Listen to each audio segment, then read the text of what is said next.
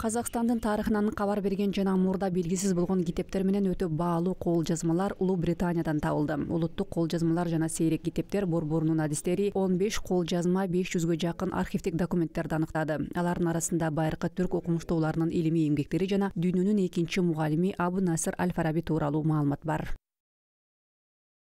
Biz 4 mekemede жұмыс істедік, ол Манчестердегі Биз 4 мекемеде иштедик. Ал Манчестердеги Джон Райлендс китепканасы, Оксфорддогу Бодлиан китепканасы, Лондондогу Британиянын улуу китепканасы жана улуттук архивинде иштедик. Эми биз анын баарын которуп, түптөп, толуктап басмаканага беребиз.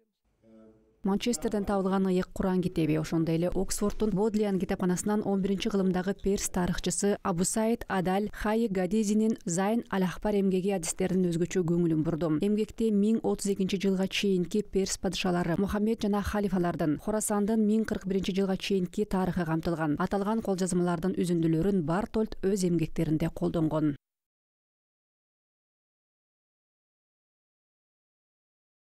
Куран Карим Манчестерде сакталган, Джон Ройландс китапханасында сакталган Куран. Ол ерекшелиги ол Ыйык Куран Манчестерде Джон Райлендс китепканасында сакталган. Анын өзгөчөлүгү эң алгачкы түрк тилине которулган. Карахан хандыгы тушунда жазылган Куран болжол менен 10-12-кылымдарда түрк тилинде жазылган. Андан кийин Гардезинин китеби Зайн Аль-Ахбар ал 11-кылымда жазылган. Жалпысынан дүйнөдө бир гана түп нуска сакталган. Биз ал китепти Бартольд аркылуу гана билебиз. Ал эми ал эмгекти азыртадан изилдешибиз керек. Кийинчерээк аны маалымат катары илимий жүгүртүүгө киргизип колдонууга болот.